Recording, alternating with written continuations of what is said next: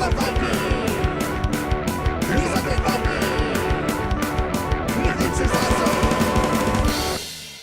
everyone, this is me, the Undead Viking. I'm here to talk to you about a game called Loot and Shoot. Loot and Shoot is a game from Vile Genius Games. It was designed by, well, truth told, a really good game designer and a good friend of mine, Steve Avery. Steve Avery has designed several games that I really enjoy, and if you're ever on the convention circuit or anything like that, he is flat out one of the most fun people you ever spend time with, and he is absolutely hilarious. But regardless, I really enjoy Steve Avery games. It's one of the reasons why I probably became good friends with him. Like, I remember, if you remember my Nothing Personal review from several years ago, he and Tom Vassell designed that game together. And it's still one of my favorite gangster-themed games. I really enjoy that one. And he has since made other games that I've really liked, and this is another one that I've liked. I played this game at BoardGameGeek.com this last November. Basically, all these people were like screaming and shouting, and I saw people shooting these rubber band guns at this table, and there was this contraption set at the table, looked like kind of like a castle or something like that. And there was all these little standees in there, and everybody was laughing, and people were like hopping around and dancing, and they had and like weird like. They had like, I saw one time the guy was shooting a gun upside down. I was like, why is he doing that? But I mean, it's all part of the game, right? You're like, things happen and you get to mess with people and stop it. But ultimately what it is it's a game of trying to get goblins into a looting area and having them survive just long enough so you can get them back out and they get to take treasure and run out with it. And of course it's like timed, because you're putting the goblin in, and then you've got to like hopefully they survive until it gets back to your turn, and then you get to pull them back out. And all along the way, everybody else is going to be trying to shoot that goblin and shoot it down. It's just as much fun as you're thinking, and it is awesome. So let me show you how the game is played. There are actually some rules to it, but trust me, my son and my daughter and I, we had a lot of fun just shooting these suckers. And I'm going to be kind of sad when I have to send this prototype back, because I'm going to miss being able to play this with my kids. But I backed the game, so I'll be able to get a copy, so I'm not worried about it. But, alright, so let me show you how the game is played. We'll come back here, and I'll give you my final thoughts. Alright, so this is Loot and Shoot, and I've kind of gotten into a game as it's in progress here.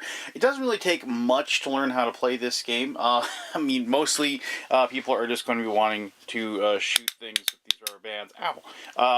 And taking shots at the goblins inside the area there where you're going to be doing the looting. Now, ostensibly, yes, there is a game beyond this madness or whatever, but like I said, I mean, the reason why everybody that I've played with has enjoyed this is because of the fact that you have these rubber band guns, and you get to kind of, take shots at the other people's goblins as they're in there. But, just so you know exactly what you do on a turn, you will have goblins that are inside this little looting area, and I hate to, well, I'll show this. I'll actually take my camera off the tripod and get like closer so you can kind of see. But the whole point is that, I mean, yes, you can have different rules as far as like how it is, but how we played was you sat down and like you couldn't like stand up and shoot down in there, which is understandable, because you got to be able to shoot through like these little gaps or whatever. And the rule was, it was like, well, if you could reach over and shoot this way, that's fine, but you couldn't like get out of your seat and move over there. Now, admittedly, this is a prototype, and I was given prototype rules, so I don't know if exactly that's how the game is played, but this is a game that is incredibly made for house ruling and whatever. And let's be honest, when I was playing this with my kids, mostly what we did was just set up the goblins inside and try to shoot them, which was amazingly fun. So, but regardless, let me talk about the game. So, if you have a goblin inside here, each one of the goblins has different powers, and you get a little player card that'll tell you about all the different powers that your goblins have. Depending upon how close you get to the center, the better the loot you're going to get when you remove the loot from the area.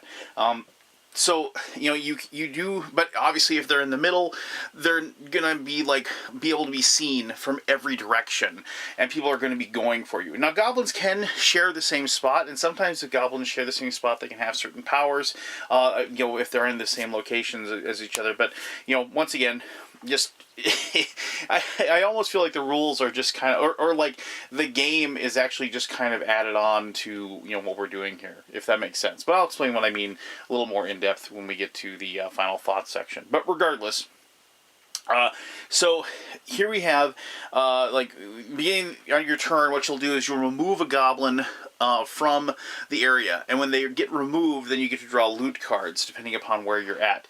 You know, the loot cards will just have treasure on them, or they'll have like a mess with you thing where like a person will have to, like, you know, stand on one foot and hop while they shoot or something like that. You know, just ways that you can make it difficult for the other person to go. Mostly, you know, just for the fun of it, right? Having somebody spin around before they shoot so they get a little dizzy before they take their shot. You know, it's just for everybody at the table to really enjoy the antics of what's going on. Plus, let me just say also, if you are at like a like your local game store and you're playing this with a bunch of people, or you're at a convention, this is a crowd magnet. So if you want to play a game with like a high level of people cheering and being excited, definitely a game that's going to be like that. But regardless, all right. So after you do that, and you remove one of the goblins from inside, then what it'll do is that you will take two actions.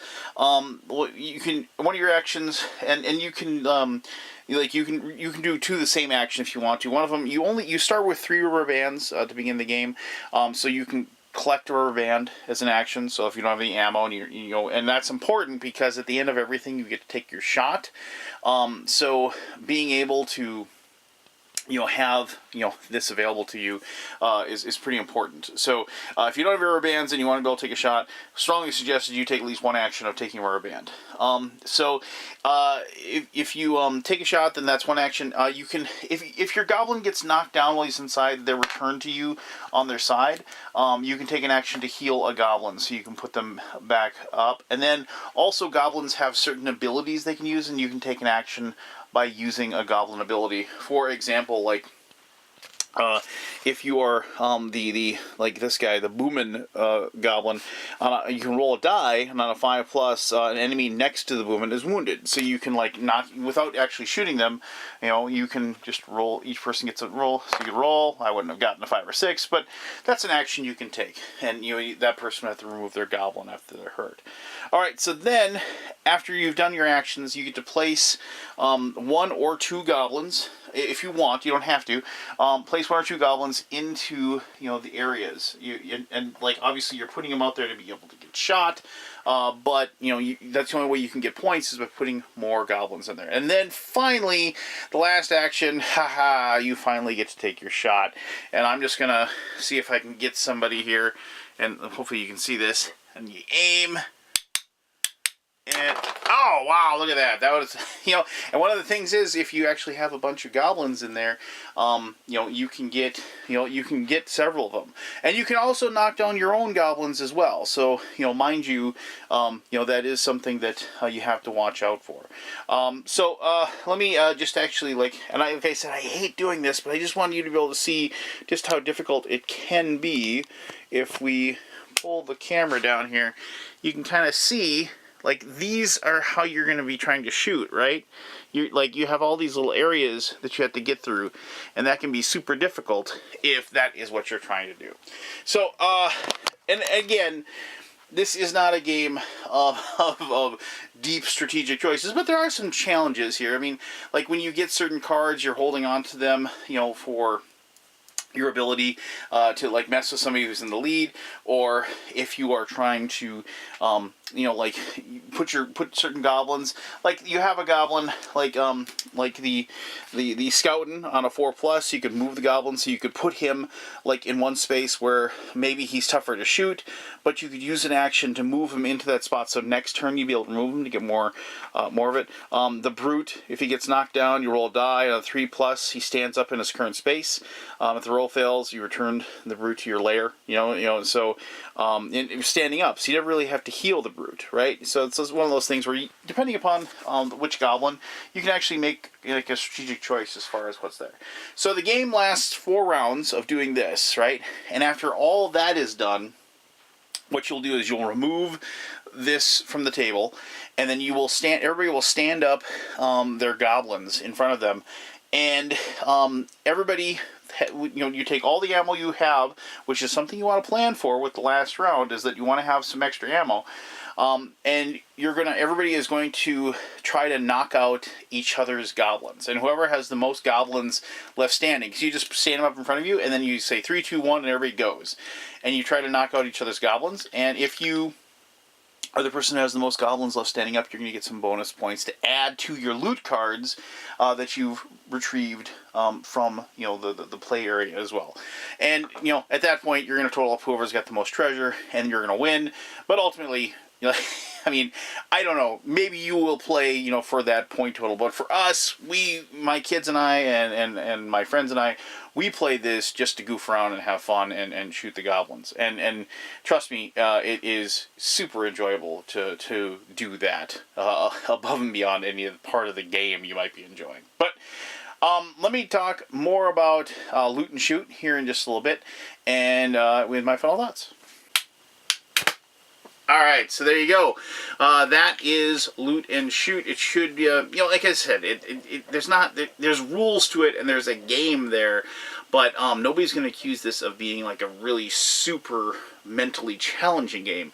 What they're going to accuse this game of being is just flat out fun, and that's what it is in spades. I guess I can't explain enough. I mean, this is either a game that you're going to have a lot of fun with your family, or you are going to, I don't know, you just don't like fun things. I mean, now, admittedly, the game is going to come with protective goggles. I'm not wearing those right now.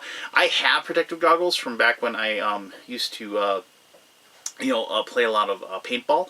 And like also just from like, I have like goggles from like in my workshop as well. So when I played this with my kids, we definitely wore goggles. We didn't want anybody getting their eyes shot out or anything like that. So yes, I mean, for anybody wondering about whether or not the rubber bands are a problem, just know that yes, the game is going to come with protective eyewear, so you don't have to worry as far as that's concerned. And that's actually, I mean, I was actually pretty impressed. I mean, I know Mark, who runs Vile Genius Games, and that was like one of my things. I was like, oh, please, Mark, don't forget about protective eyewear. And he's like, no, I totally am. So that was something good that I heard about that. So, I mean, like I said, the game is just flat out fun.